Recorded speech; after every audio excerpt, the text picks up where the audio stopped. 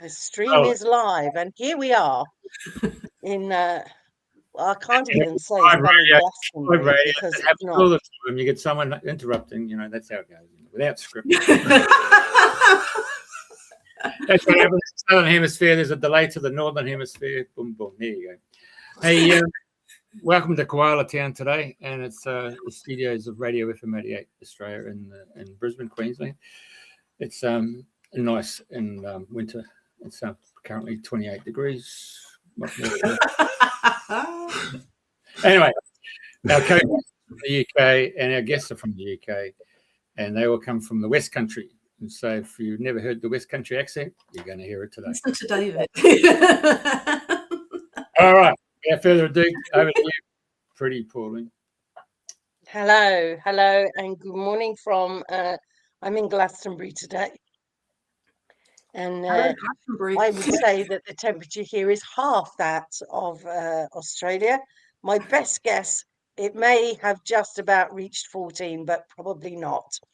So it's a very crisp day today, and I'm here delighted to welcome Bea and David, the Bards of Avalon. So good morning. Good morning. And David has slipped to one side. He's back again now. So, I thought, as you said, it was 14 degrees. I thought I'd put the heater on. It's not 28. It is actually 14 degrees. There you go. Yeah, it's 14 degrees. Yeah. Best guesses. So, good morning, Bea. Good morning, David. Good morning, Priti, Pauline, and good morning, Jeff. Good evening, Jeff. Good evening. Yes. Here we are, simulcasting. It's incredible that the Northern Hemisphere and the Southern Hemisphere, same time. Here we are. So, tell us a little bit about how the both of you met. Do you want to kick off? Well, there's about 3 versions of this. So there's the very short version, and there's the longer version, and there's the very long version. Just go for it.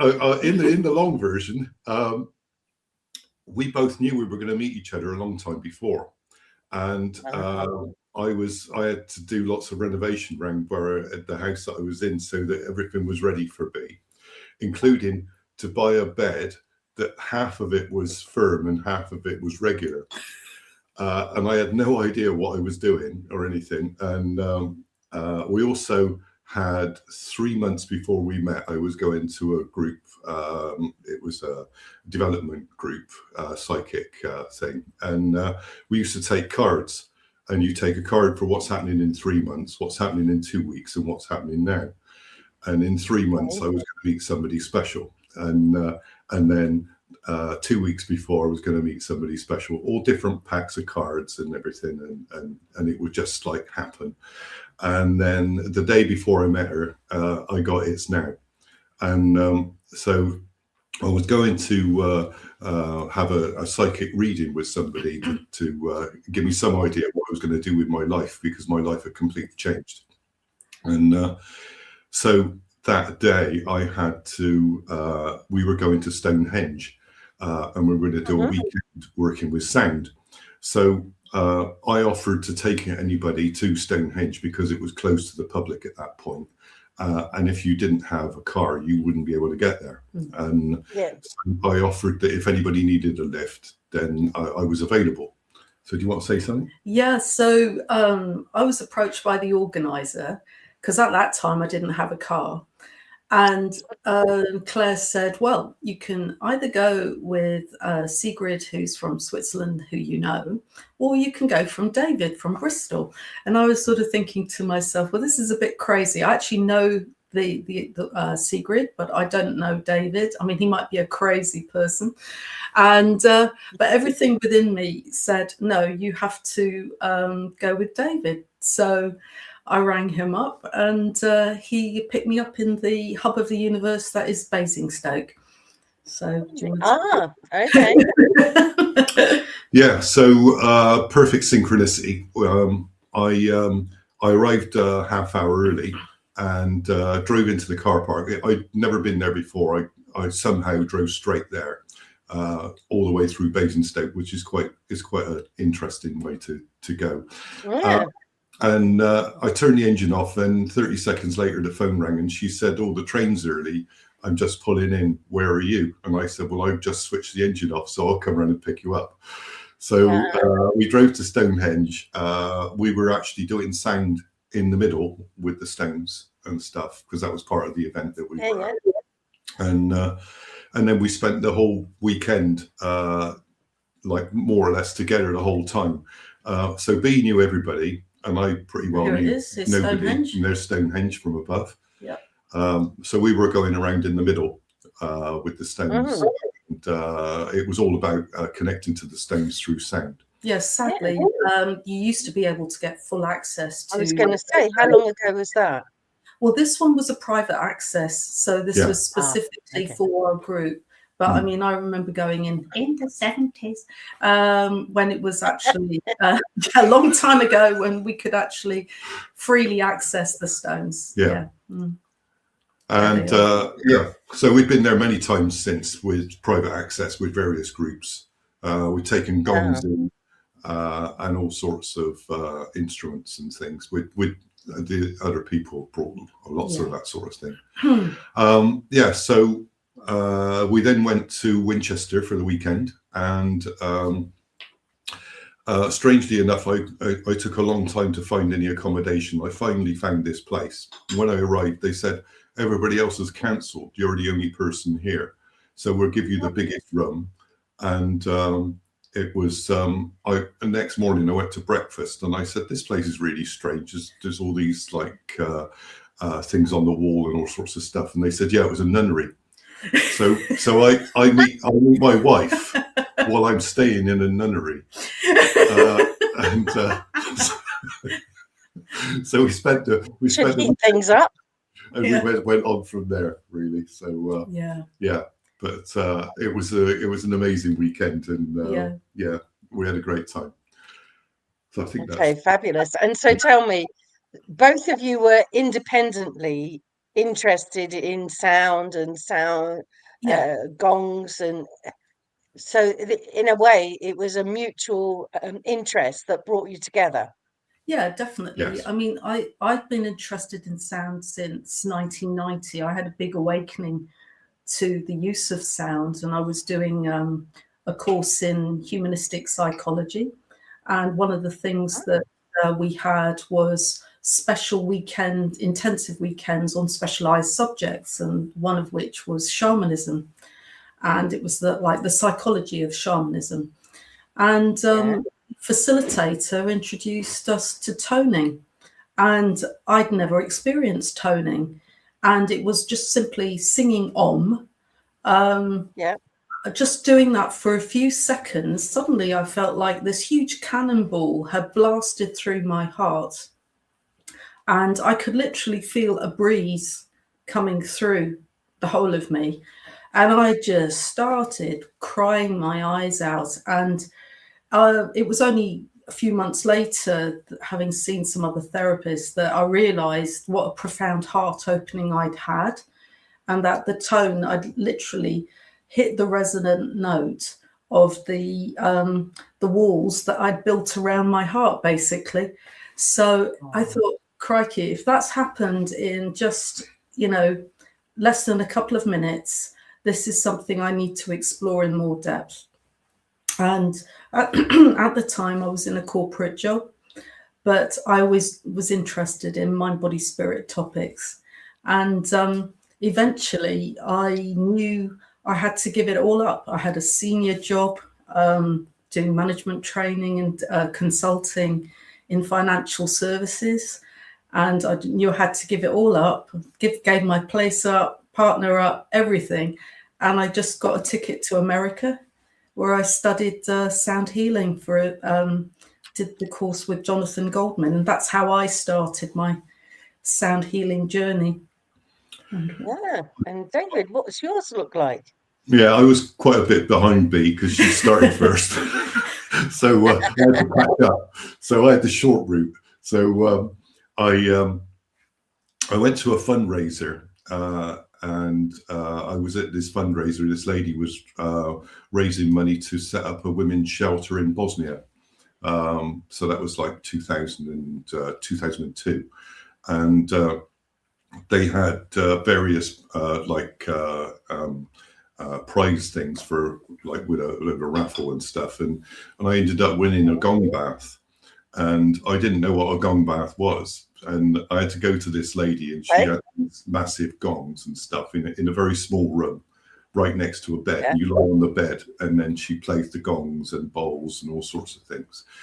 And I really felt something like shift and stuff. So I thought, well, there must be something in this. I'll ask her what else is she doing and stuff. And so she had a list of events that she was doing. And she was doing every event but one. And the one event that she wasn't doing was by this guy from Canada called Jaden Jewell. And I just ran my finger down and I said, that one. And because I had no clue what they all were anyway. And so I went to this event, which was the event that was run by the same man before the one before I met B. So I met a few people, and then that's when I decided to go and have a reading with him and find out what I was supposed to do with my life. Which didn't really give me a lot of clues, but he gave me some very interesting stories that I could tell that go on for hours, but I won't do any of that. So from that, literally, I was straight into working with sound in the way that they did, and most of it was working with your own voice. So you didn't use any instrument. It was all about your voice, and it wasn't a singing class or anything. It was about trying to get to your energy and working with other people's energy and stuff. It was a really interesting event, and we went on lots after that. And we've been all around the world with this guy. So we've been to Peru with him. We've been to India. We went to Dubai for a weekend workshop, which was absolutely bonkers, but it was really interesting. And we swam with the humpback whales with him for a week in the Bermuda Triangle. Yeah. So they make some interesting sounds. Oh, they certainly did. Yeah. Oh, we had the most incredible experience there. And it's very weird because when you when you go out to sea there's no reference point. It's just sea, and you're just on these sandbanks, literally in the middle of nowhere. The only thing you have as a reference is an old rusting wreck of a ship that went down, and that's it. You have no other reference. And we had the most beautiful captain, Captain Jean, and he would go out each day with another captain, Stuart, split the boat up into two. We had two Zodiacs rubber dinghies, because to actually get up close to the whales, you want to make minimum noise as possible. I know it sounds contradictory given the noise they make, but you don't want to alarm them. And this is a sanctuary and a site of obviously special interest. And they observe the behaviours of the whales. This is where the mums come and have their calves in the spring. Wow. It's very, very special. And as you can imagine, a mum with a newborn, she'll either say, hey, come on in, see my newborn, or back off. And they really were. And we learned a lot about sound just from them, because they're incredible masters of energy. And we had so many profound experiences with them. And it was amazing because Jaden would tune in the night before, do a meditation to harmonize the group. And then we would go each day. Oh, yeah. Wow. We see dolphins as well, but not on this trip. But it really is a remarkable, remarkable experience. In fact, we had one, do you remember when we were supposed to join hands together so that you're not so threatening to people and to the whales, really, And so I don't know, to this day, I don't know how I became separated from my buddies, but I did. And suddenly I became aware that there was a little baby whale coming up alongside me. And I was pointing to the others saying, look, it's a little baby whale. And they were sort of looking sort of shocked at me. And I was thinking, why are you looking shocked? There was this huge mother whale coming up alongside the other side. And then, and if that wasn't enough, then the male escort was coming up beneath me. And I was sort of thinking, okay, I feel a bit sandwiched here in this whale pod. And it was really an extraordinary experience where I felt as though I was being completely scanned from head to toe. I could feel the sonar. And it was like, wow, this is just one of the most incredible experiences. And we came back from that the whole week. We couldn't really speak about it, could we? It was just it was so a different moving. reality. Yeah, it was amazing to be there. Yeah, so beautiful. Wow. But when we toned to the whales, do you want to say about when we toned to the whales and their response? Well, we were going. So there's 13 of us in this zodiac going along quite fast and everything. And there's about 10 whales around us. So they were all like the youngsters, and they were all trying to impress the female, and so they were all doing all stuff. Even whales do it. Yeah. Oh yeah. But what it was the female wanted to hang around us. So because the captain we would go as fast as we could and keep up with the pod and everything, and then he would say, well, we'll have to stop for a minute just to sort of, let the motor have a rest for a bit. And so he stopped and she stopped. So they all stopped. So they're all around the boat. And so after a while, we've been doing this for like 2 hours. And then we thought, well, it'd be interesting for us to, because we were in such joy with the way that we're having this interaction with them, that we'd said, well, let's sing to them. So we were singing like various tones and stuff, but you couldn't really hear it because the engine was going like mad behind us, and obviously they would, the other people could hardly hear what we were doing on the boat. But one of the whales came up and sang back, and the captain was in shock because they don't sing when they're out of the water. No, they only make a sound when they're in the water. And he said he'd never heard that before, and it was straight after we'd done it that it replied. So that was quite interesting to have that. So what were you singing to the whales at that point? Do you remember? We were toning. We were toning like but it was the joy that we were experiencing of having that 2 hours with the whales continuously. It was like party time. There was we were literally arms in the air, and they because they understand our energy and stuff, and so they knew that we were having a party and they were having a party as well. So very interesting.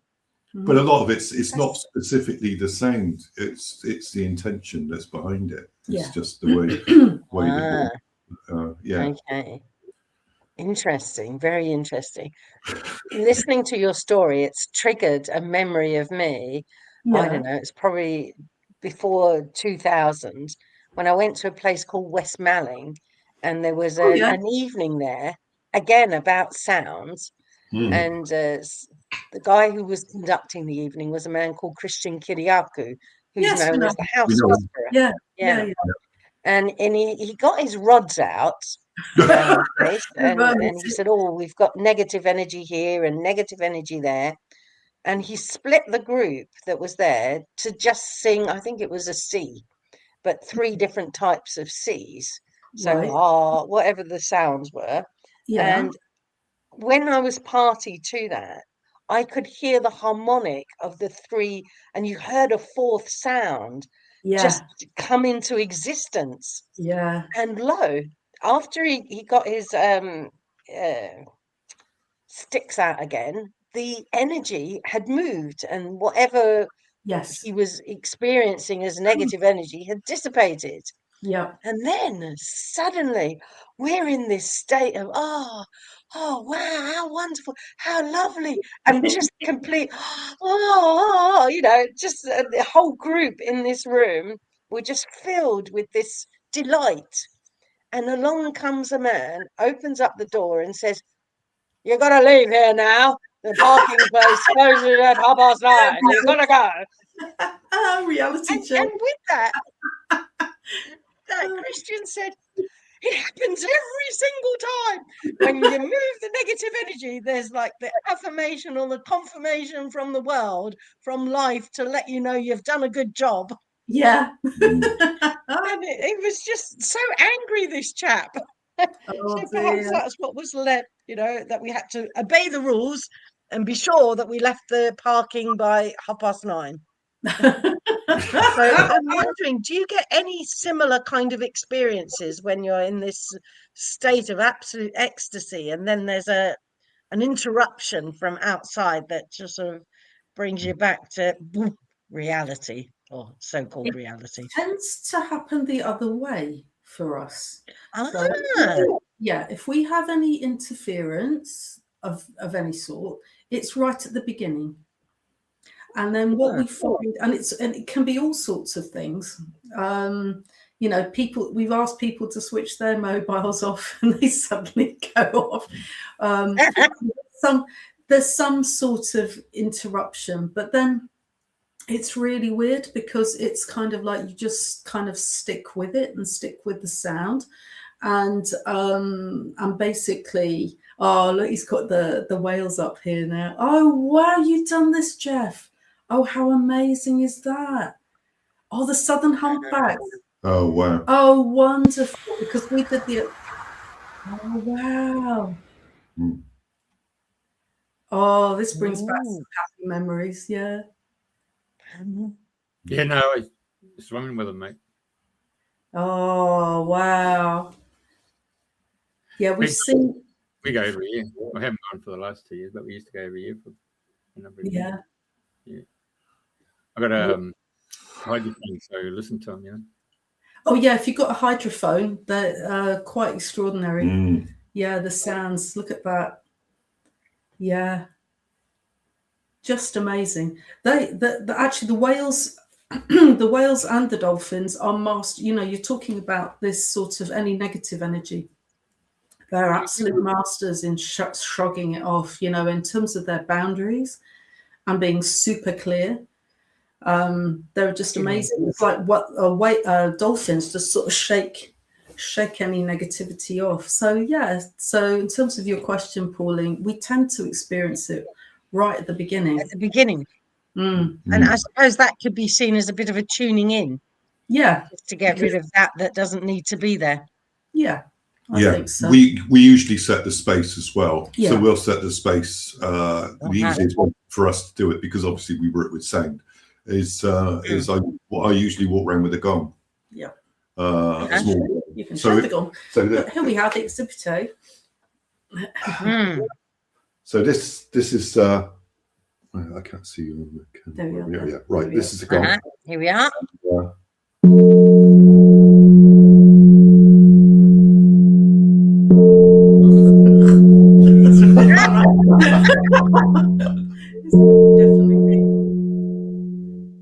Okay. Yeah. I don't know how the sound is coming across, because normally we do things on Zoom and I can adjust the sound settings on that. But so normally we'd use this microphone and so that's later on in the story. But so we'd use this microphone. We put it on the setting on the Zoom, and you don't. It doesn't break up because a lot of the systems want to cut out any extraneous sounds. So literally a lot of the instruments just disappear unless you put the thing on the right setting. But yes, I didn't hear anything, I'm afraid. This is quite loud at this end. Yeah. So I could see by B's reaction. Yeah, I know. It's a beautiful sound. It's really lovely sound. And you'd agree with that, B, would you? Absolutely. No, it's gorgeous. It's a bit loud when you're that close. No, the sound, everybody loves it. So when we're doing a sound bath, David tends to play the big gongs, and then I will go around each participant with that little gong. Yeah. And basically, we're talking about transmuting any density. That is, the gongs are brilliant for actually clearing out things like that, breaking up things that really don't serve. So we do that at the beginning. Yeah. Well, I must say, I absolutely love the language that you use there. Transmuting any density. That's just an exquisite way of saying what you do. There's no judgment in that. It's negative. And I was thinking back to the time when we talked about intention. Well, clearly, when we went in West Malling, the intention was to clear negativity, and we got that back. But to transmute density is a very beautiful description.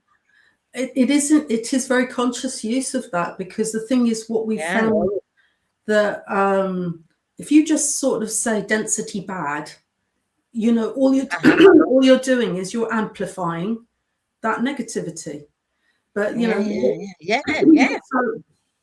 so what we're doing is we're recognizing it, but what we're doing is we're bringing it into harmony, because basically and that's basically what we do is you can take any tone. We discovered this when we don't tend to do one-to-ones so much these days, because there's just so many other things to do. But when we have, what we found with people with really chronic conditions, they would have areas of density in their bodies. And what we found was, rather than actually saying, oh, la, la, la, la, la, here's all the angelic sounds, what we realized was that density needed to be heard, and it needed to be witnessed. And so we would tune into that. And at times it would be difficult to even make a tone. But we would actually keep sort of expressing it, because we're saying, okay, we see you. We're allowing you to express yourself through our voices. Here's your chance to say what's going on for you. And sometimes it would be like a lot of fear or a lot of anger or whatever it is. It sounds really growly. But then you hit a place where once you've toned for a bit doing that, then the softer, sweeter tones come in, and the tones that actually harmonize with the growly sounds. And then it actually then becomes really nice and smooth. And it's amazing how many things we've actually witnessed, assisting people with health conditions, quite chronic, to actually, completely turn around just by doing that toning. So sometimes people have been so amazed as what happened that they end up starting to work with sound therapy themselves. Right. They'll change career and stuff and go, I'm going to do that, because they realized that it was so powerful. And the other thing with working with sound is you can work with more than one person at a time. Because I was quite interested in working with other things like Reiki and hands-on healing and vortex healing and all sorts of things. But I realized that you can only work with one person. And I thought that's not what I want to do. I want to work with groups of people, and both of us felt the same. And so we thought, right, let's do that. Although we didn't plan any of it. No, that's the thing. The universe plans it for you. I think you sort of go, well, that's what I would like, and then the universe makes it happen. Because literally we never ran anything without being asked to do it. And so we literally started from, we'd gone on, I already said that we'd been to Peru and we'd been to India and stuff, and we'd done some singing there, but we were with a group that did that anyway. but we went to Israel, Egypt, and Jordan, and we were doing the tour of sacred sites and things. And as we were doing this tour, the leader would do like messages and stuff, or guidance and things from like what you describe, channeled messages really. And she would go into a temple space and just do this message. And we said to her, this is no good. You can't do it like that. You need to set the space. And, so that it's a bit like what you said, you walk in and there's this negativity in the space and stuff. Yes. Yeah. So we didn't have any instruments, although somebody else had a couple of, but we, I'm going to get put off with the screen. The screen keeps... Anyway, so we're back. So we said, well, you need to set the space, and she said, well, if you really think it needs doing, she said, you do it. And all right. So she said, well, when we go to the next place, before I do anything, you set the space. So that's what we did. So we set the space with sound. So we would say some intentions or something to clear it, and then we would tone.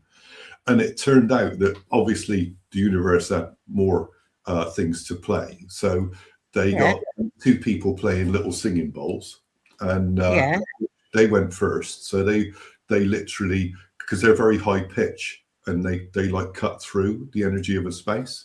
And then this other guy was there, and he was from Ireland. His name was Tony, and he was about 6'5", and he was really big, and his voice was so deep that you couldn't believe it. You literally couldn't believe it. And he would just tone this really deep tone, and you'd be sort of there going, oh, and it was really loud as well. And it would like go through the whatever room you're in or whatever. And then we it almost like shook the walls. Yeah, it did. Yeah. And I get the picture. We would do the sound over the top, and everybody realized straight away that the whole space was completely different. It just felt your whole body was tingling. They were all like going, this is amazing. And so we would do it in different places, and because it was a long journey, and we did Egypt first, and we did it in the Great Pyramid, which they tried to throw us out for making sound, but that didn't happen. So then, but we went to the Shepherd's Fields where the shepherds saw the angel, and okay. And so we all stood in a circle, and they did the thing, and then Tony started toning, and then we did our bit, and people were filming it and stuff, and they were saying that they'd never experienced anything like it. And so we said, well, we're just doing what we've been, because it was all part of the way we did stuff with Jade and Jewel, and so it was just for us, it was just straightforward and easy and things, and our voices are very compatible, and the thing is, because it's toning, there's no script, there's no there's no song or anything, and every time it's different, and so unless it's an actual song, I mean, that's different, but what we're doing is connecting, we're feeling the energy, and then we're toning it, but we sing exactly the same thing at the same time, but there's no plan. We didn't do it. We didn't sort of go, well, let's do this and stuff. And people would come up to us and say, how long did you practice that? And we say, we've never done it before. And they'd say, no, you must have practiced. We say no. And so when we got back after that journey, we went to this friend's house who was running a Reiki group. Yeah. She said, so did you have a nice holiday and stuff? And she was listening to Tom Kenyon, who's very well known in the circles of working with the vocal sound. and Okay, he would connect to beings off planet and things and stuff, and and she listened to him, and we said, well, we've been doing something like that, and I had a recording on a little MP3 player thing or something, and I said, listen to this. So she put it, I think it was on headphones or something. She listened to it and she said, well, that sounds like more energetic to me than what Tom Kenyon does, but Tom Kenyon's like world famous, like, and she said, right, you're running a workshop. And we went, what? And I don't at that time I would not speak in public at all. I was so very shy. I never said a word. And I was like, you've got to be joking. We're not, because she had, like, she said, well, I'll get about 15 people to come or something like that. In fact, we asked you to watch our 10 years of adventures little video. Watch it, yeah. And there's a picture of the group. Beautiful pictorial video, I suppose, wasn't it? It's great. Yeah. So I made that, and so that was the first group that we ever worked with. But I pretty well never spoke the whole time to the group. So you have been transformed. Yeah. So. Yeah, and that was the first one, and then she said, right, I want to do another one. I'll do another one. And all we were doing was using our voices. We had no instruments at all. And then gradually it was quite funny, because we went to Avebury at one point, and the person who was running this group said, right, I know that you want to do something with sound for a few minutes, and I'll bring you in like halfway through. So they had like about 12 gongs there, planetary gongs and stuff, which were all linked. They carried the vibration of the planet. So what they were going to do was like do virtually an astrology reading for that day, because it was a special day anyway, and we were at Avebury. And so there's about 60, 70 people there, and they're all feeding all the energies of the planets through these gongs and stuff, and they had a crystal bowl and all sorts of things like that. And I was going, thank God we don't have to do any of that. And so then they said, right, you're up next. And we'd already spoken to this guy who was in the front row, who had brought a load of gongs with him. And we'd asked him if he wanted to sell a CD that we'd produced. And he said, oh, no, it's a waste of time. I'm not interested in selling CDs. Just leave it. And he had a big shop, that sold loads of instruments and stuff. Anyway, we tried to give him a copy, and he said, I don't want one. And so we stand right in the front row watching us, and we started to sing the energies of the day, and his face was like in shock, and as soon as we finished, he got up and he walked straight to the back, and I thought, God, I wonder what's up with him. And he bought our CD. he wouldn't take it off us. He refused to touch it. And I said, oh, it was all right then. He said, that was extraordinary. Yeah. So all these things just link together in various ways. Hey, it's very funny, isn't it? You know Tim Wheater by any chance? Sorry, Jeff, could you repeat that? Tim Wheater? Yes, we know Tim. Yeah, Tim. Yeah, we've been on the same. We were at the Paradigm Shift Roadshow together. Yeah, we did a 2-day event. Sure. And he did the music. We were speakers there. At the conference. He did a music. Yeah, Tim's amazing. He's been doing this for years. Yeah. He used to do the gong baths down at extraordinary. Yeah. We had Yeah. a story with him as well. So he we were booked to do this thing in this hotel just on the outskirts of Bristol, and so we contacted Claire, who was the lady who brought us together, who ran Paradigm Shift. Yes. And she was doing this event, And so it was Friday night, and he was going to do a concert, and then Saturday and Sunday was the 2-day event.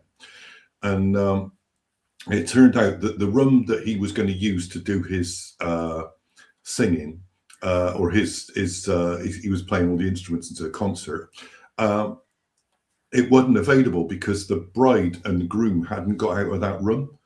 So they said, we're really sorry, but we can't give you the room. We'll have to give you another room. So they gave us this other room, and we were all in the other room, and he did all the music and stuff, and it was fine. We ended up going up and playing some of the instruments a bit as well. And then the next day, the organizer said, well, I've given you one of the big rooms because a lot of people know you, and they'll all want to come and see you. And it was that room. And we thought, well, that's really interesting, because that's the room that the night before we knew that working with sound was really powerful and everything. But it turns out that this building is on a song line, and song line were like, well, the song lines were tracked by this guy called John Gibson 40. And we'd gone to a talk a long time before by him about the song lines, and basically it's from the triads, isn't it?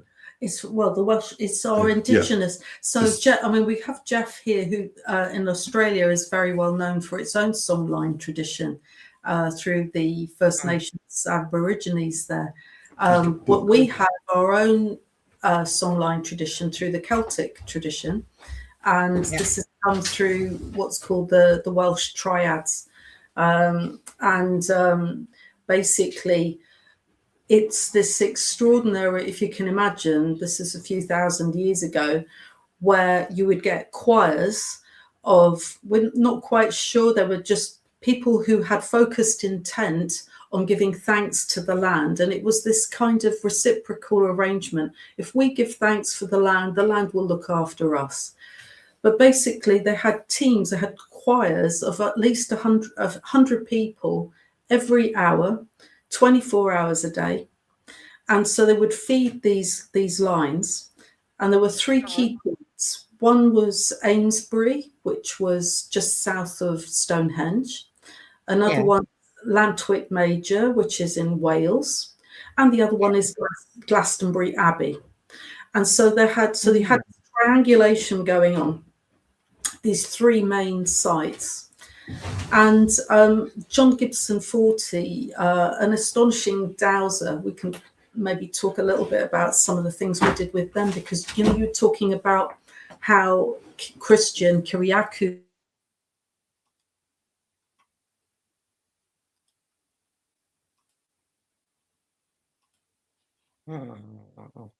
Right.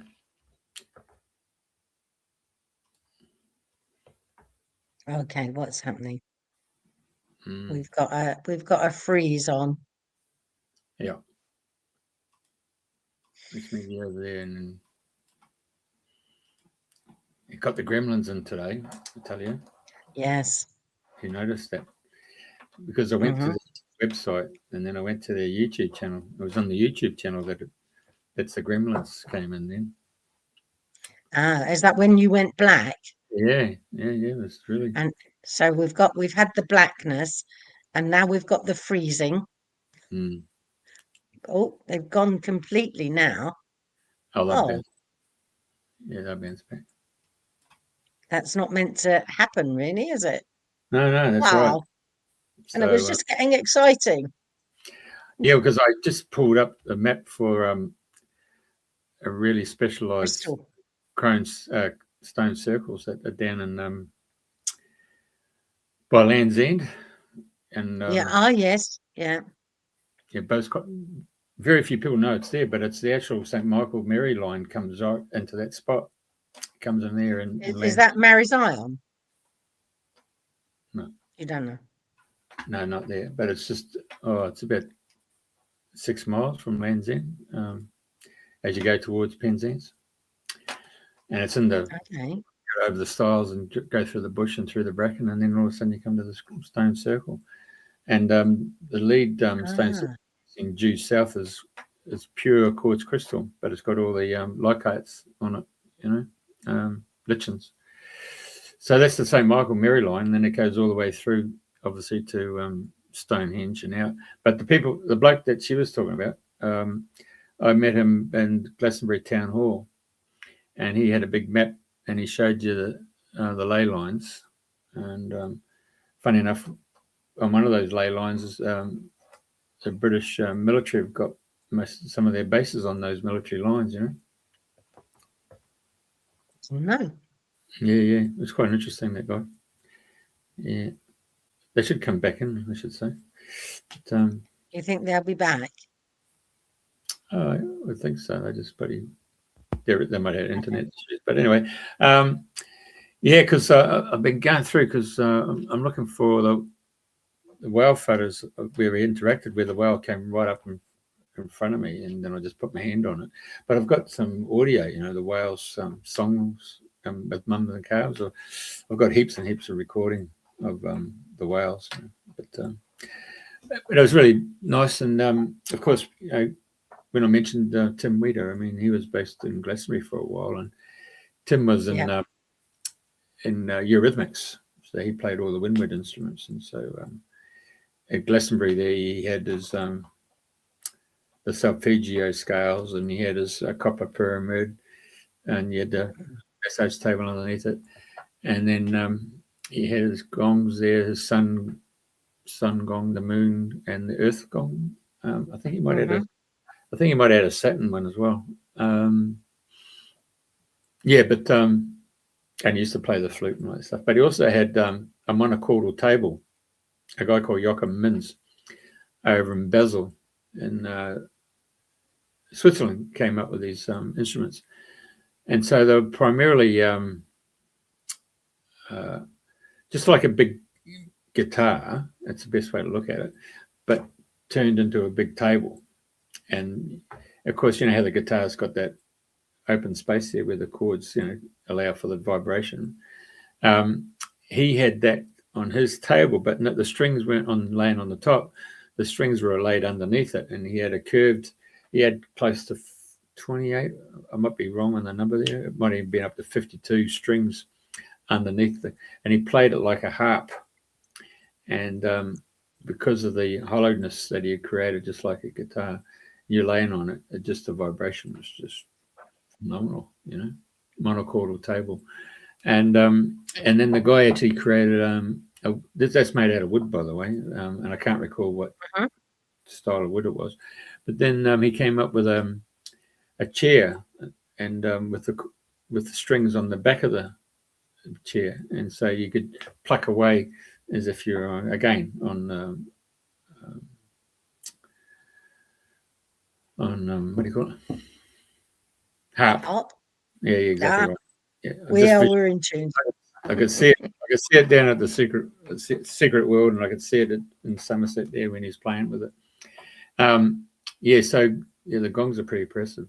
I was going to ask him about when they do the toning. I mean, most people use ohms, and they use go through the valves A, E, I, O, U, M, and N. M and N get you to tone inside up into your frontal, into your skull. It's quite impressive. But you know, I found while you're doing the tones, it was very important that if you can split people up based on their voice range, you know, whether you have a bass or a soprano or a tenor, alto or a soprano, or descant soprano, if you could place them there, and if you could get them all onto the same key, it's a pretty impressive sound. There's only one instrument that you can use that will bring people together on that same tone, and that's the piano accordion. So okay. Yeah, so that you can use your four fingers and your thumb, and you can actually, and the other hand, and you can actually compress on the key of E, for example. So you know, you're hitting each one of the keys of E is in the different octaves, and so whatever voice range you're at, you can actually hear it, and then you can get onto it. Well, I've got a WhatsApp message from them to say that the Wi-Fi had gone down, for B and David, but they're still trying, and they're still trying to bring their connection back up. So I think we'll have a little bit of faith, and it will come to pass. For sure. That is, if they go on WhatsApp, then obviously got internet, so they can perhaps use what's the word, hotspot from their phone. I don't quite know how they'll muster it, but they're doing it at the moment, and we'll go back to them when they come. Yeah. So there was. Go on. I was going to say there was a time many years ago when I worked.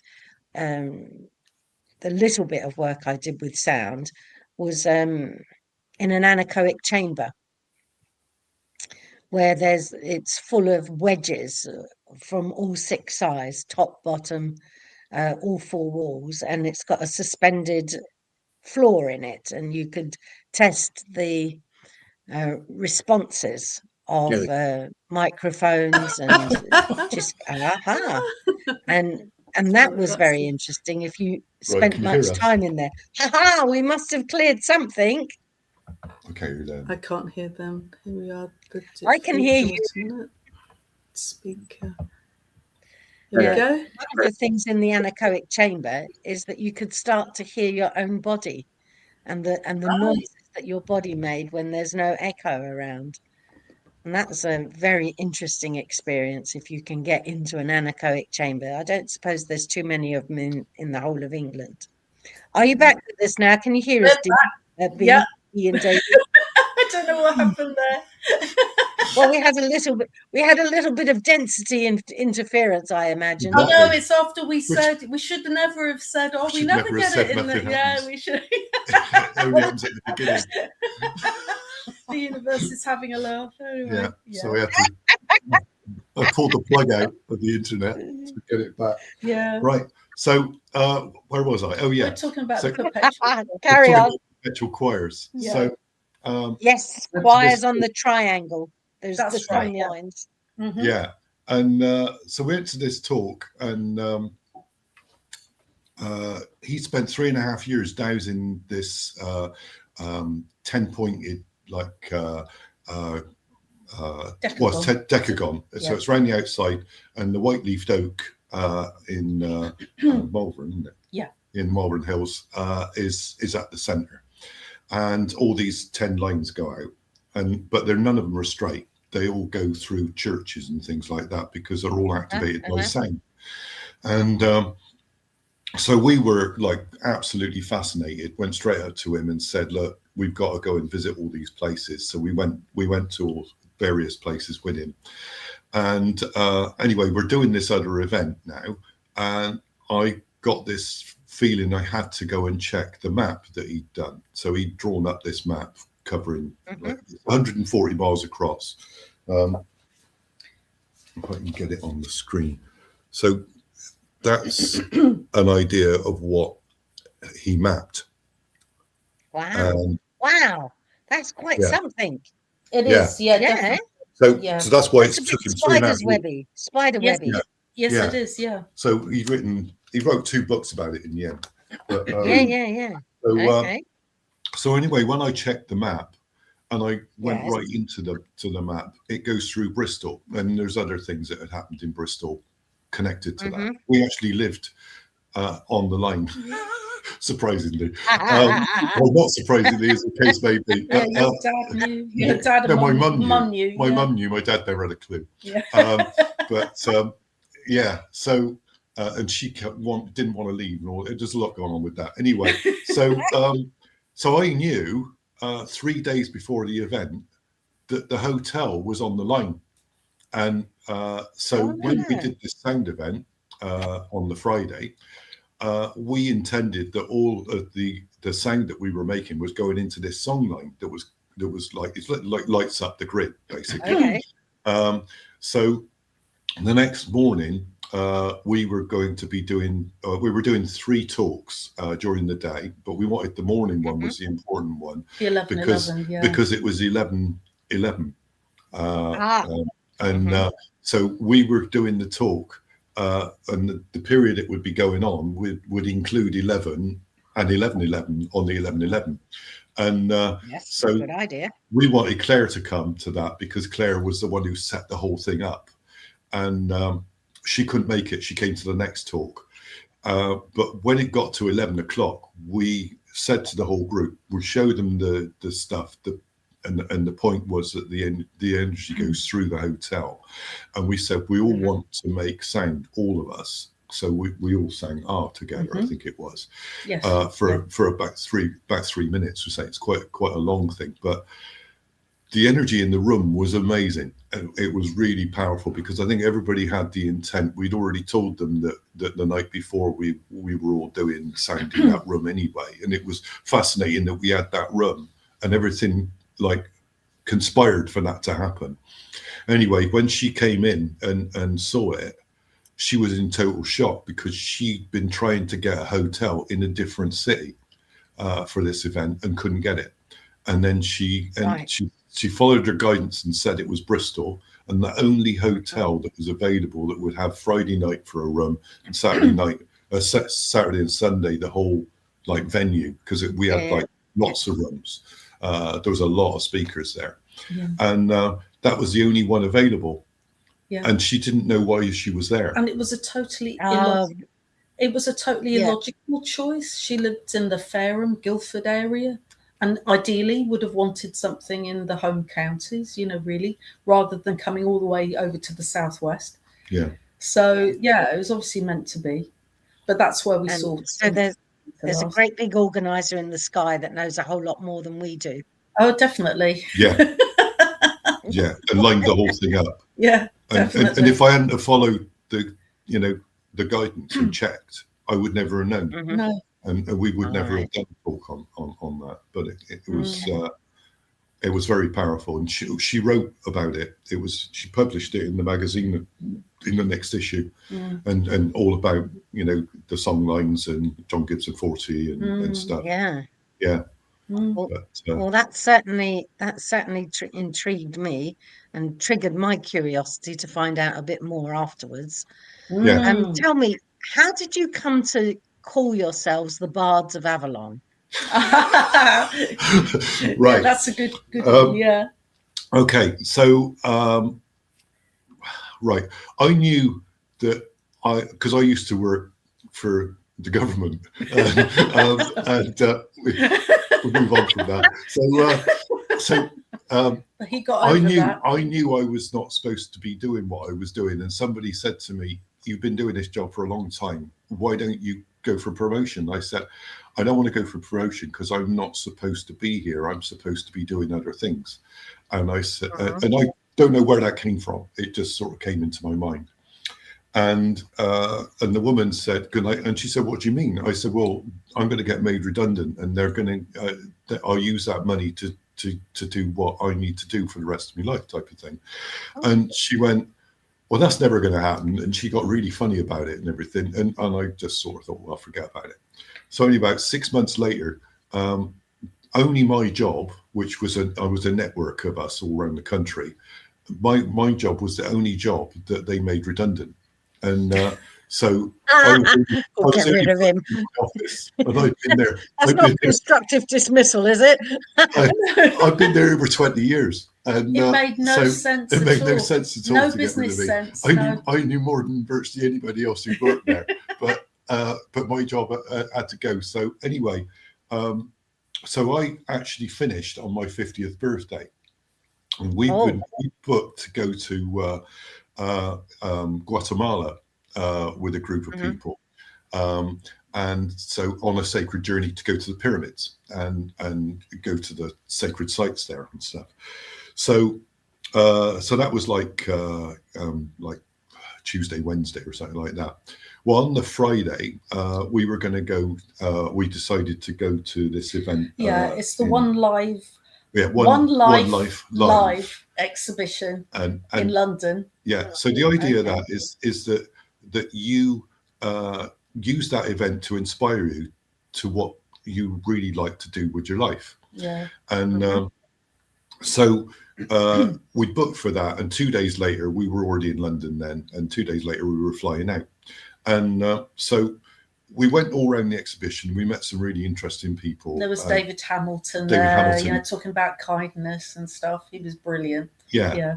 And they had Hay House was there, and they had all their divination cards, and they had this great big perspex bowl that was about it was more than 4 foot across, and it had every card from every pack that was in there. And so I thought, oh, that'd be interesting. I'll find out what I need to do next. Like, you know, what do I need to know? What is it going to be and stuff? And so I put my hand in and pull out a card, and it's the card is called the Bard, and the Bard, B-A-R-D. And yes. Like Shakespeare. I read what it said, and it said that you tell stories, you travel, and basically you make music. And I went, well, that's what we do. And I said, that's us. We must be the bards. And I said to B, take my picture. So she's taking my picture of me holding the card and stuff. And the woman comes over and said, what are you doing? And I said, I just pulled a card out, and I said, it's us. And she said, oh, great. She said, well, do you want to take it with you? And I said, yeah, all right. So I put it in my pocket, forgot about it.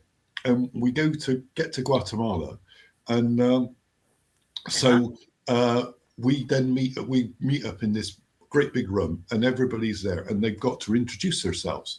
And I had no idea what I was going to say or anything. And I felt round in my pocket, and I felt the card there. It was.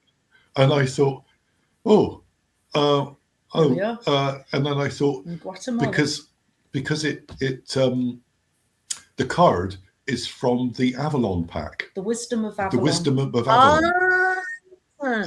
By Colette Baron Cohen. Baron Reed, sorry. Yeah. And so I get stuff wrong. And so anyway, moving on. Right. So I said, I pulled the card out, remembered it was the Avalon pack, and said, we're the Bards of Avalon, and forgot about it. And then months and months later, we were begged by people to do this recording and make an album and stuff. And I thought, well, I'll give it a go. So we went to these studios and stuff and said, right, we've been told we've got to make an album. And they said, right, okay. So how many songs have you got? And I said, well, we haven't got any songs. And they said, well, what instruments are you playing? And they said, well, we haven't got any instruments.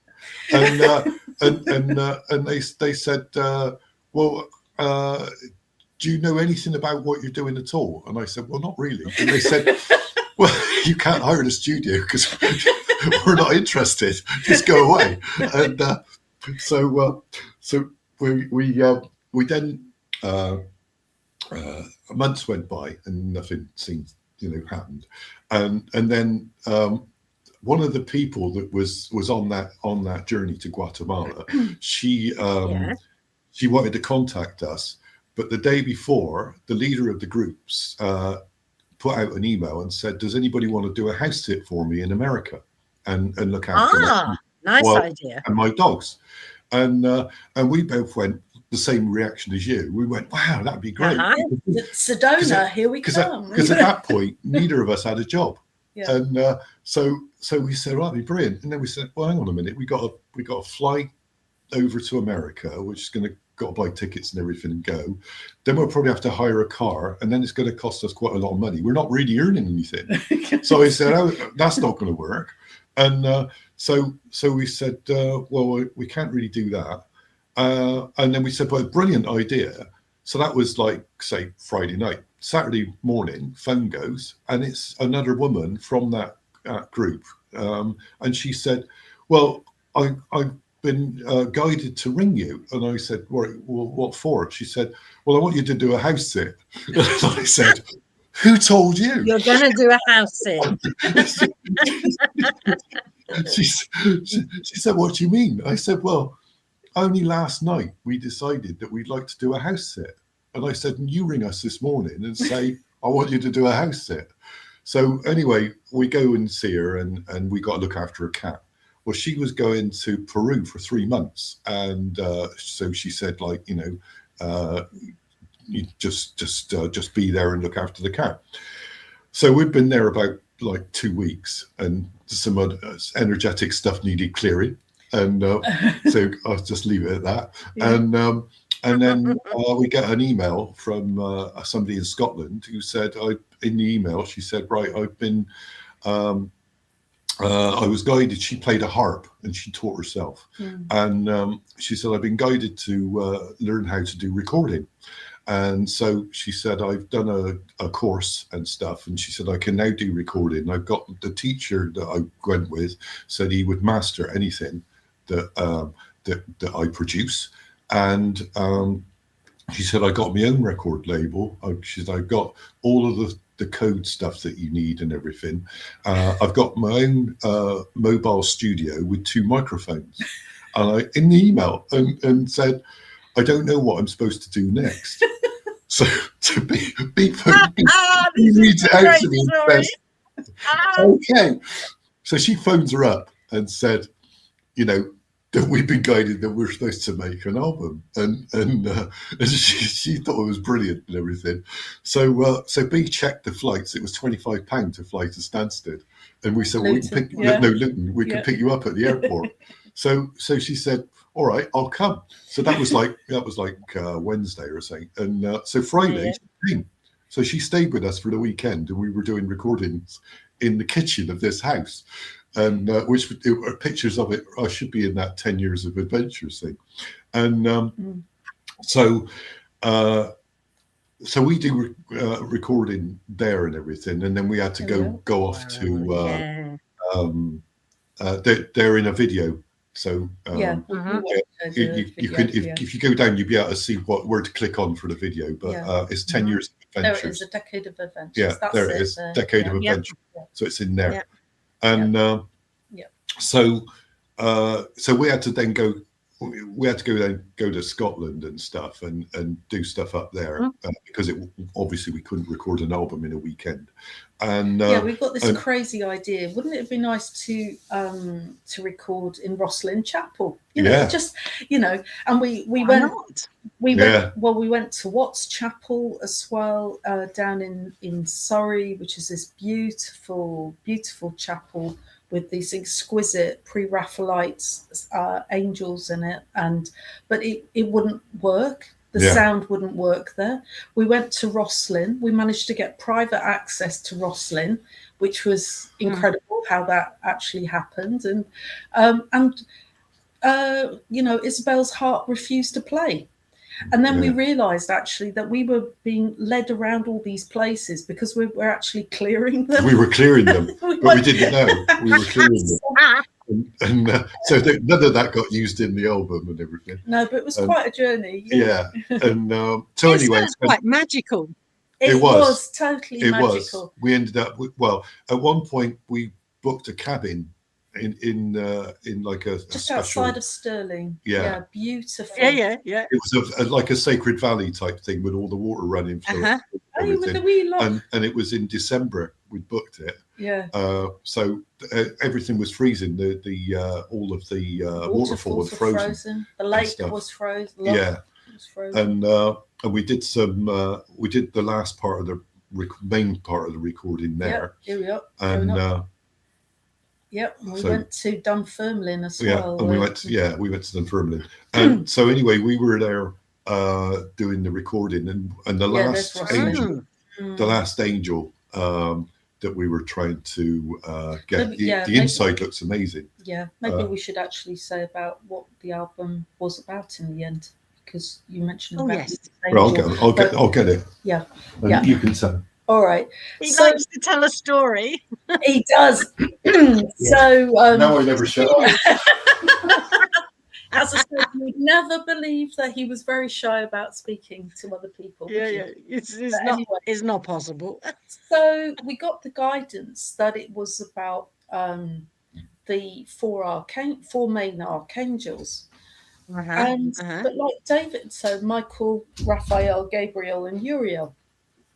And what we had to do was connect with their energies and produce pure tone, which is really like their name, but then also their song. So producing their song. And then David goes, well, that's all very well having 4, but that's not going to. That's not an album. That's not an album. So it's like 15 minutes. Okay. Yeah. All right. So then we thought, well, actually, what we should have are, although angels are androgynous, they in traditional angelology, they have it's a bit much this time of day, isn't it? They have a divine feminine counterpart, and we thought, well, wouldn't that be lovely to connect with the Archangel, then connect with their divine feminine counterpart, and then have the 2 of them singing together. And so 12 now. And then I thought, oh yes, well that sounds more like an album. That sounds more like an album now. Yeah. So this is what we ended up with. And again, Archangel transmission, Bards of Avalon. And you've got that Fibonacci sequence, haven't you got? That was from Australia. That's from Australia. I photographed that. So I did 118 photographs, and none of them were really good. That was the only one that was light. That's the one. It had to be sunset. The sun was setting, and it was on my black velvet trousers, I think. In the end, I think. Through a bedroom window. And then so there's the tracks on the back and stuff. So my goodness. Yeah. That sounds exquisite. And is it available? Can we still buy it online or anything? Yeah, you can download it. Or you can actually get it. I can bring you a physical copy. Yes, we can bring you a physical one if you still have a CD player. I like the physical. Yeah. There's some other ones. Right. So then we said, right, we got loads of things there. We've done it. Download. And then we said, well, we've got to then make a cover. So they told me to photograph this shell. So I did that, and then we needed a name, and we were coming up with all these various exotic names and everything. And then give us the most exotic you came out with. Yeah, and I don't know. It was something to do with mantras. It was something to do with like the Sanskrit for the jewel of the heart or something like that. It was some mantra. And then Indian, we thought, well, actually, Sanskrit will put people off. So we wanted to. Well, I don't know what Bards of Avalon does, but anyway. But then we then sort of went, well, hang on a minute. We were given the name 6 months ago. Yeah. And they gave it to us. So literally physically handed it to me, so you can't sort of say, use something else. So that's why we used that name. We should also clarify that Avalon to us isn't just Glastonbury. That's one aspect of Avalon. And, if you go to Glastonbury, there's definitely the Avalonians and there's definitely the Glastonians. But no, this is much broader. This is about a time when humanity were very respectful to one another. It was a very creative time. So it's more about building this new society that we wish to live in. That is respectful. It's based on those ideas of integrity and things like that. So I just wanted to add that. Anyway, so back to the album. So I think that's it, isn't it? Well, the other interesting thing with this is, again, amazing because we're not trained musicians. I just got this thing in my head that I think, was it you thought we needed like a really nice track to both start the album? No, we were told that it starts with Archangel Michael, and it comes in like that. It's like a sledgehammer. So you can't come in with Archangel Michael. So we had to do an introduction, and they wanted to have an end. but we'd finished recording in Scotland at that point. And then we were talking to my nephew about it, and he said, well, he said, I've got a recording studio. And he said, well, you know, why don't you come over? And he said, I'll have a go at, you know, doing whatever you want. So we did the first part, the introduction, which was fairly easy. But then we had to do the end, or the end, and he only had one mic. So whenever we do it, like literally is the way I see it, and I could be completely wrong, but the way I see it is that the information comes from source, goes in there, and then as it comes out there, I get a connection, and I get it. So I know what she's going to do, but it's coming from there, right? But when we've only got one mic, so there's only one person singing. So we then were told the last track was all 8. And they all wanted to sing individually. So each one of them had a track. So you had 8 tracks. So we're in my nephew's lounge and stuff and going, right, we got to do 8 tracks and we're going to put them all together, you know, and overlap, you know. So each one, they all like line up and stuff. So I said, well, I don't know what I'm doing. So you carry on. So B goes to the mic. It was really weird because I was hearing this melody and I was hearing this word, Gloria. And it's like, you know, the glory, this is what it was about, but it had to be Gloria. And I was getting all in my head. And I thought, because I'm not like my nephew. My nephew's brilliant. He's a musician. He's a musician. He's a lecturer in music. He can hear something for once, and he can perfectly reproduce it. I was sort of like hearing all these different melodies that all these different angels were telling me. And I'm thinking, I've got to get it out. I've got to get it out, because otherwise, if I don't, I'm going to lose it. And so I went up to the mic, and I just did one after the other. Boom, boom, boom, boom, boom. 5 tracks straight off. Wow. And I said, right, Dave, I'm off to make some tea. She's got to make the tea. Here's the mic. Here's the mic, your turn. It's your turn. But then Ben said to her, he said, that's how you do it. Just follow that. Yeah. He said, so what are you doing? Because he said, because when he laid them, you know, one after another, because she didn't hear any of the tracks as she was doing it. She just did the track.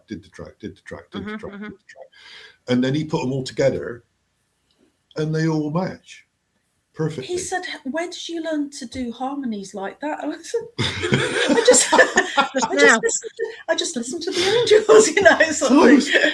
So then she goes over to the mic, and I thought, oh God, you know, how am I going to do this? So I ended up, because what happened is the first one comes in, the second one comes in, the third one comes in. A sore throat, so they all got shorter and shorter. Yeah, they got a sore throat because I didn't want to do it. And so I had the last 3, which were the 3 shortest ones. So luckily I didn't have to do very much. I can't even remember how I did it, but you know, it works. Wow. It works perfectly. So we got 8 tracks on the last one.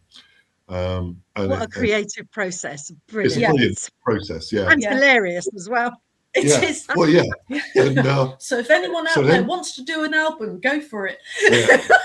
Just do it. Just do it. A Nike kind of album. So then we had to. So yeah. We have to come up. I understand too that you do work with not just with the sound, but with waters and the blessings of the water. Yeah. So can you tell us a little bit more about that aspect of your definitely, because life? So going back a long time ago, probably to the early 90s. Oh right, yeah. I sort of was working with people like Solara, the original Solara of 1111, and she was encouraging us to really connect with. It's again to do with angelic presence, but also in the times. It's raising our consciousness, raising humanity's consciousness. Okay. And at that time, I found myself just wanting to tone to beautiful things in nature. And when I came across like rivers or streams, and they were just so beautiful, and I was just sort of like literally toning for joy. And then I noticed a subtle change, that if I did it for a certain length of time, then suddenly my voice would completely change. And then I'd realize that the water was actually singing through me. And I thought, whoa. And I thought, okay, the water wants to be expressed. And we found this a lot in our work, actually, that it could be, the land wants to have a voice. It could be all sorts of things, want to be heard, basically. So that's how it originally started with water. But then we found out about the work of Dr. Liliana Corridor, and she is an amazing, amazing woman. And I found out in 2004 that she was doing a course on water healing. And she's incredible intellect. She's got 5 different degrees in various water sciences. So she's got a really solid scientific background. She's also an astounding channel. So the thing is, but she definitely walks between the worlds.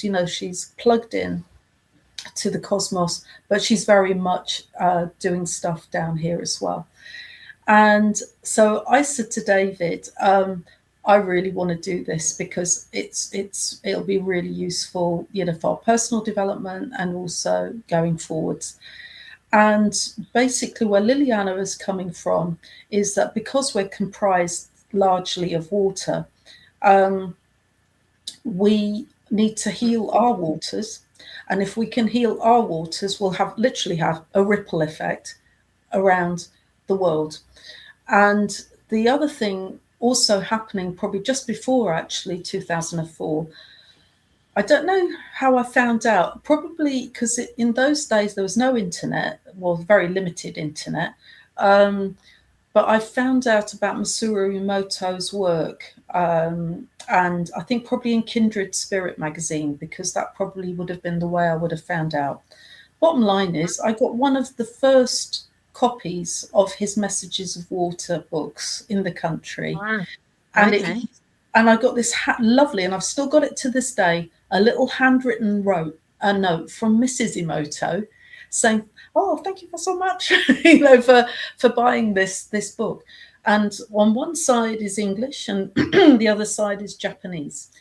And I remember when I received it, because I thought I couldn't actually open the package because I could feel the energy, and I thought it's going to change my life. This book, it's going to change my life. Certainly, as soon as I opened it, and I thought, that's it. And it just blew me away. And as so many people now know about the impact of your words and your intentions on water, and how water actually feeds that back to you. And actually, the one that really hit me wasn't so much the beautiful crystals. It's the ones like they were the really ugly looking ones, like the things like "you make me sick," that kind of thing. Because I thought, oh my God, I had this sudden realization, all the negative self-talk, what am I doing to my water? By saying I'm not all right, I'm not perfect, I'm not okay, it's not okay to be me, all of those kind of negative messages. And so a light bulb went on. So anyway, I said to David, right, I'm going to do this course. But it clashed with one of the courses that David wanted to do. So do you want to pick it up from there? So yeah, because I've been doing vortex healing, which is run by this guy from America. And I'd done about 5 courses already, and I knew everybody, and we would just meet up. And we'd be together for like 5 days at a time and things like that. And I really liked going and things. And I thought, well, I'm going to see all my friends and stuff. And then B comes up and says, "Oh, want to do this other thing?" Oh, here he is. And so I said, "Well, I'm not really interested because I'm doing this other one." And then she said, "Well, let me read out what it is." And then she read it out. and my body just went, you go into this one. So, all right then. So that was the end of that. So I've never done another vortex course since. But yeah, it was meant to be, and we met some really interesting people and stuff that was contact with. One's in India or something at the moment. But we have I mean, to be honest, we have so much we could share about water, but the real highlights we want to stress. We met Vader Austin a few times now, and Vader Austin has picked up the mantle from where Masuri Emoto sadly passed away now. But Vader is just brilliant because she's come up with a method of actually communicating with water, and is that kind of dialogue with water by using a simple process which you can use your kitchen freezer. And what I love is that she's just done this, repeated these things thousands and thousands of times, but she's coming up with like an alphabet of these certain what she calls hieroglyphs. They're like the Egyptian hieroglyphs, and she found that water, if you're doing this continual communication with them, just continual freezing, is actually sending us messages all the time. And we had it's so funny because we were talking at a conference, we were talking about water consciousness, and it so happened that there was a freezer in the room. And I thought, okay, it's a bit edgy, we're it's a bit high risk, but let's go for it. So I had a Petri dish, and I thought, right, what we like doing is actually using just ordinary tap water, because it's some of the most polluted, horrible, dead, if you like, water. And if we can show how the effect of sound and intention works on tap water, and then we can also do nice, pretty things like spring water and living water, and stuff like that. So anyway, we had a group of about 50 people in the audience. We invited everyone to really send their love, their thanks and respect. This is what Dr. Emoto said. Send your love, your thanks, your respect to the water. And we toned the sound of the heart to this little Petri dish with the tap water in it. And it was hilarious because there was another break, and another speaker came on after us. Meanwhile, I was able to freeze the sample, photograph it, upload it to my laptop, and say, well, would you like to see the result? The results? Oh, yes, please. There was a heart in the middle. The water, the heart in the middle of the Petri dish. Yeah. Wow. So that really got the crowd there. And then we did various other ones in what was the second one? Because we did Western third. Yeah, we did the New Forest. Yeah, we did one there as well. Was there? It was Pam Gregory and Magenta Pixie. Was there. So Pam Gregory was in the audience, who does all the astrology, and so we described all the things and we showed them what had happened and stuff, and so that was what inspired her to do her things about water, and then she had Vader on the show. She had Vader on the show and stuff like that. So literally, she wouldn't have known if she hadn't have been to our talk. But then we did the Western one. Now the Western one, we had a freezer there as well. No, we froze it first, didn't we? We froze it first. We said, right, so we're going to do where we live, and we want to know, what's the energy like there and stuff. And so we had a postcard, picture of the tide in, and the not just pier. mud. Not the mud. The tide was in, and underneath it said Western Supermare. So we put the Petri dish on the top for 30 seconds and then put it in the freezer. When we took it out, it had all these like symbols that were really positive symbols, about spirituality and stuff like that, which is all the symbols that she decoded. But in the middle, it said Western Supermare. Yeah. No. So it was trying to write it. You'd literally almost transferred it. You could see from that the it was postcard to the Petri dish. Yeah. Well, it's interesting because this show is called Dreaming the New Dream. And actually, basically, the symbols were dreaming a new dream and actually anchoring it. So it was so positive about what was actually being anchored. It was so, so beautiful. And then it was really funny because we got contacted by the mayor of Caen. Caen is a little village just outside of what's a town outside of Devizes. So it's in the Wiltshire, Avebury-ish sort of area. And he said, would you talk to my group? I have a Friends of the River Marden group. Would you do a Zoom talk about how to restore water? Because I'm very concerned about our river, the amount of sewage that's in it, and the way we disrespect our rivers. And so both of us were sort of reluctant to do so. We weren't because we're not like scientists. We're not environmental scientists. People. We can send our positive energy and we can raise awareness, but we can't guarantee that everything. I mean, Masaru Emoto managed to get some Buddhist monks to take some really filthy lake water and turn it into beautiful crystals, after their chanting. But I can't guarantee, anyway. So, but he persisted, and we sort of thought, okay, well, we'll do it. Yeah. So we did it in the end, and so this is like a Wednesday night. Yeah. And then at the end we said, well, what, is there anything else happening? And he said, oh yeah, we're going to do a river blessing on Friday. And we said, where's that? And it was Joyce's Pond. And we were booked to do sunrise bee ceremony at Avebury on the Saturday. We'd already booked accommodation, and we decided for no known reason to us to book 2 nights. And so we said, well, it's not far from where we're going anyway. And we're going to drive up on the Friday anyway. And we said, well, we can come. So we go to this river blessing, and was there 3 mayors there?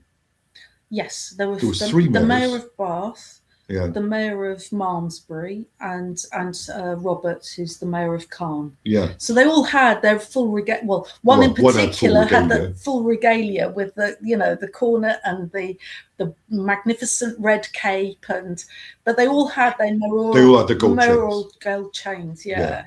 And then we had a vicar. We had various other people everybody from completely different backgrounds.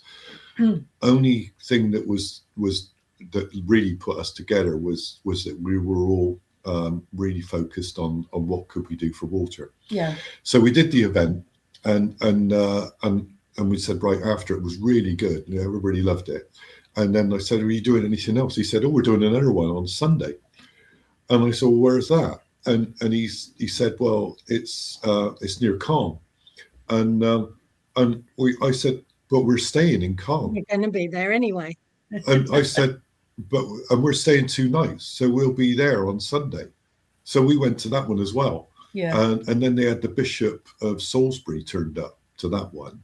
And he, when he experienced what we were doing and our focus and our intent, and literally the power of our intent, because he could really see the love with the whole from group, us, from the whole group. And he started crying. And he said, I've never been to anything like this, where all the people have got this, really strong focus and stuff. And so he said, I've got to leave early because I'm doing a full immersion baptism when you think it's water. And he said, he said, I've got my like script for what I'm going to say. He said, I'm tearing it up.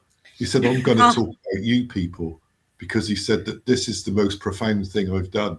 And he said, it's amazing to be with you and stuff. So that was really interesting. So that was the second one. Yeah. But we've done lots since then. Yeah. I mean, the thing about them is that they welcome all faiths and none. They welcome all backgrounds. I mean, I remember we had the Glastonbury one. We had the Conservative Mayor of Wells, the Green Mayor of Glastonbury, Green Mayor of Bruton, and we had the Liberal Democrat Mayor of Calne. And then we had Druids, we had Wiccans, we had pagans, we had Christians, you know, and people who, you know, they're not interested. Yeah, it's about 50. But I think 50 people. And we that. had people who were just basically, we were all united in the one aim that we want to raise awareness about how we treat our water and just give the water some love.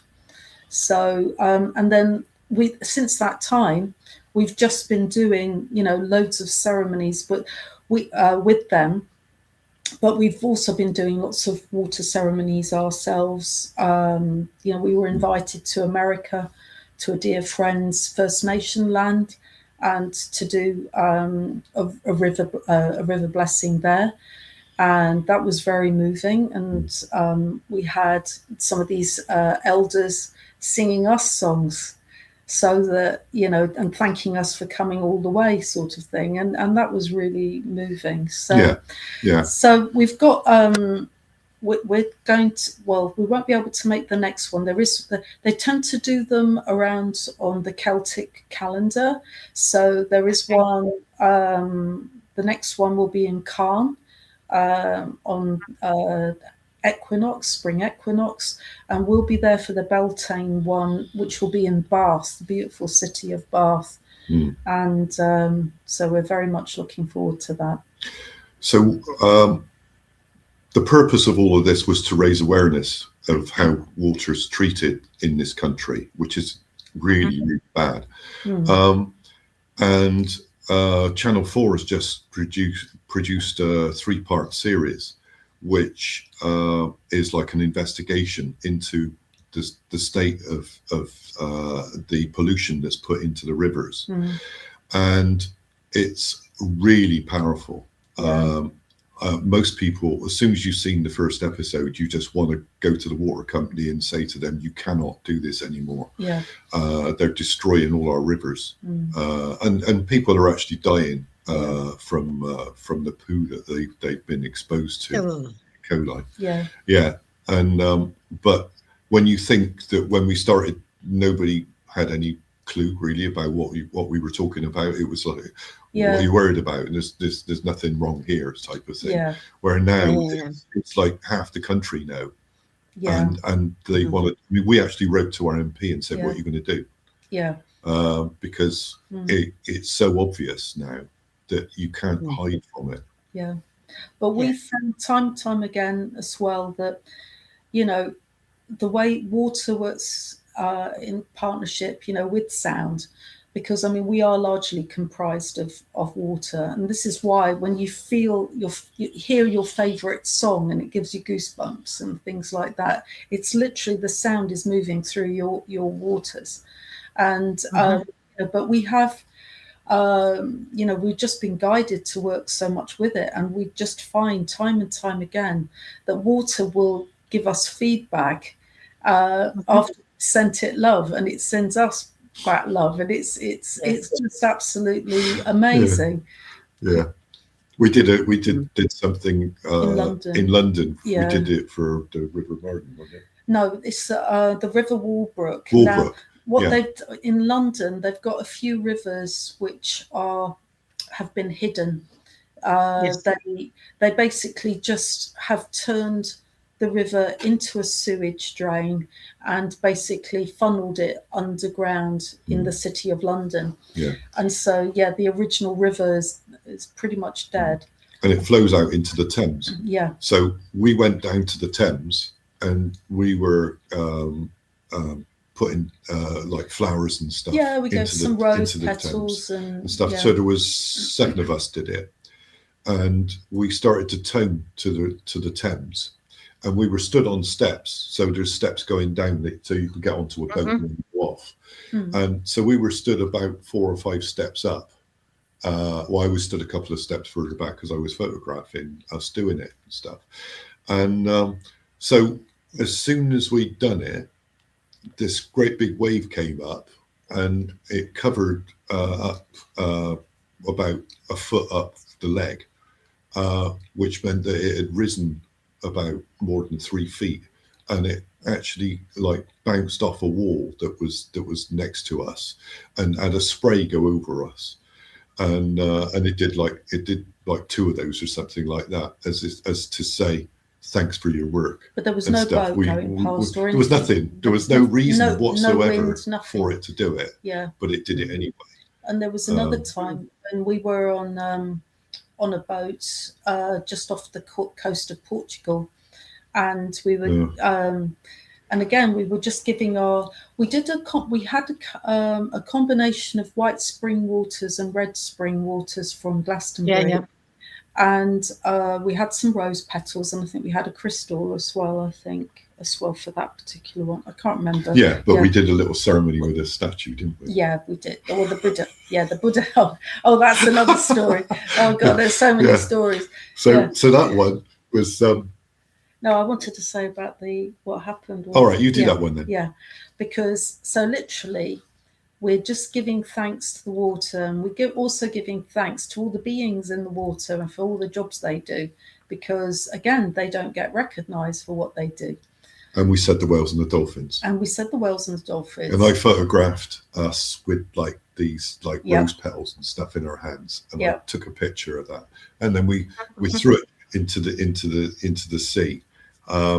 So we're like, in effect, we're in a very big ship, so we're in effect like, I don't know, 8-10 floors up from sea level, and so they go in the water, and then a few seconds later, after it had hit the water, a pod of dolphins swam by, and I thought, because I put my camera down, I ran back in, got the camera, went back out, and I said, "Can we see you?"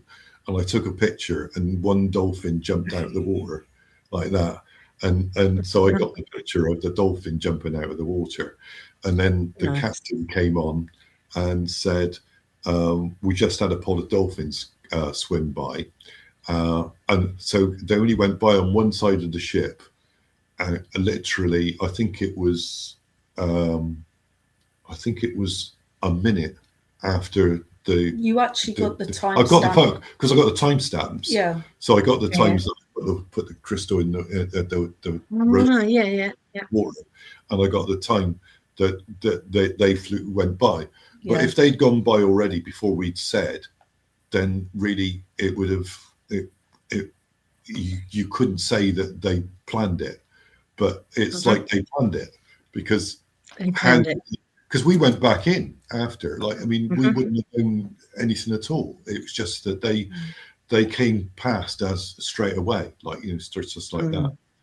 But the reason we were doing this in the first place was we went to meet a lady called Koala, who used to work with Liliana, who was back at the beginning of all this.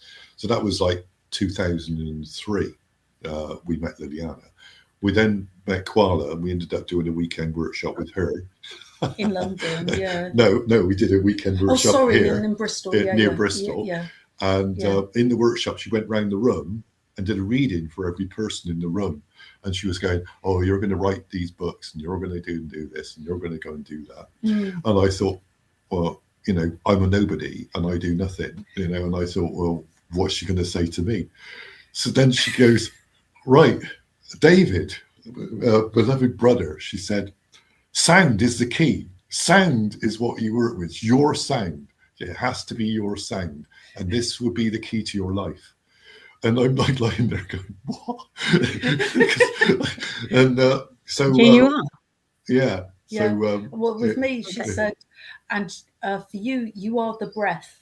Yeah. When you understand breath, then you will understand what you are here to do. Yeah. And we thought, well, the breath and breath sound. and the sound. Yeah. So I thought that's beautiful, Yeah. you know. So I thought it was absolutely. This is long before we actually got really into this. And even the breath of the waves, the water itself, the breathing in and the breathing out. Yeah. Definitely. And then energetically, of course, the sound in the hearing is energetically connected to the kidneys, which is the water function. So of course, yes, of course, yes. So everything makes sense. It does. So we went off to London, and we were going to go into this woman's event. It's more or less a sort of healing the planet type of event thing. And so we were there for the weekend and stuff. And she announces that certain places that she calls portals were needed some work. And she said one of them was the Baltic Sea. And she said we need somebody to go to the Baltic Sea and do some clearing work. And so it just so happened that Bee's mother had asked us if we would want to the Baltic Sea. And here we go. We would go to St. Petersburg and all the ports all around the outside of the Baltic Sea. So basically the maps that Jeff is showing. So we went to Copenhagen, Oslo, we went to Stockholm, Helsinki, Tallinn, and St. Petersburg as well. So it's quite a vast area. It's a big cruise. Yeah. So before we went, we said we sort of asked, is there anything we need to do? And the answer we got back was to do a Buddha bath ceremony, and you like pour water, like sacred water, over this statue and say this mantra. And so we were in London. We were going to be going in like about 3 days, and we weren't going home, and we didn't have a statue. And I said, "Where does that work?" And the answer I got back was like, "You'll see." And so I was like, "Okay." And so we went to Tags Island, which is an island on the Thames, and there was somebody running an Angel Day event there.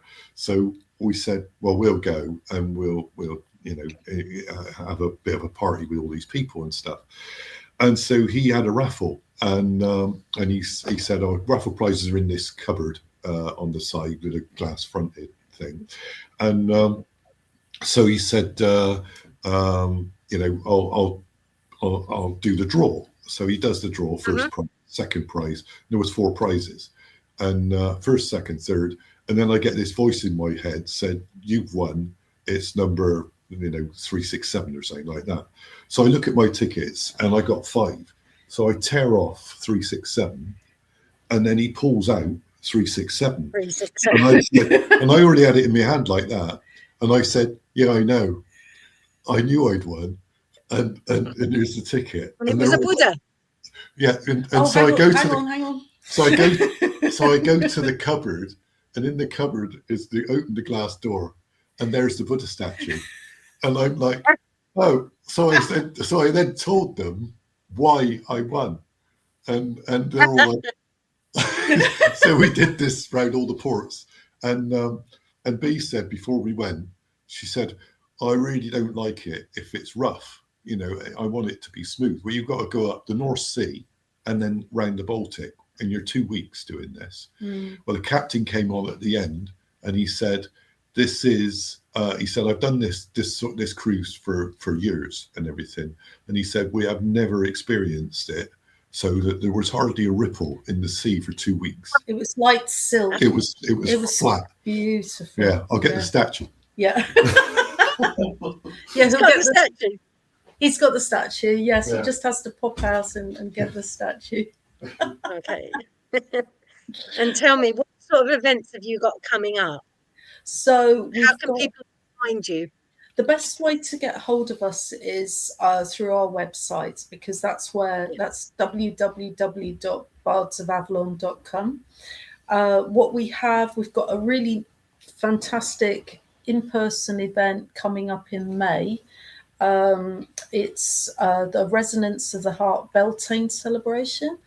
And Okay. the Buddha. We work with our dear friend. Yeah, if you scroll down there, Jeff, we've got that one there. We work with Wendy Ruddick, who's another magnificent sound therapist and community drum facilitator. And we also work with Donna, who makes the most scrumptious food. And it is a fantastic community event. It really yes, beautiful. yes. We haven't published yet, but we will be doing, we have regular online events. Oh yeah, there is a sound bath.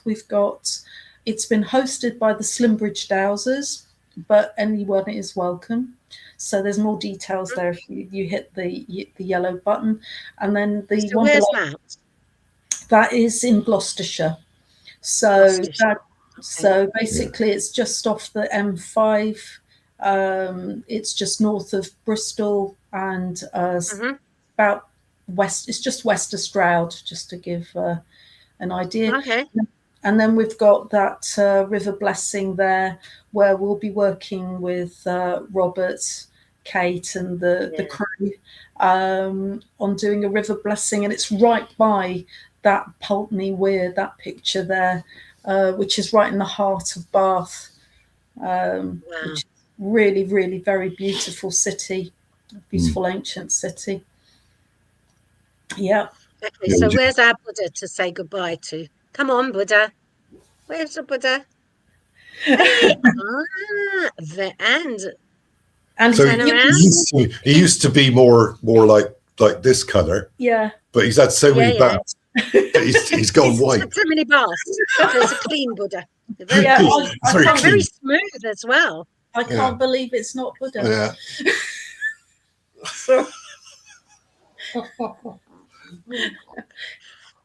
There's a lot of our friends. We're a bit troublemakers, we're a bit cheeky,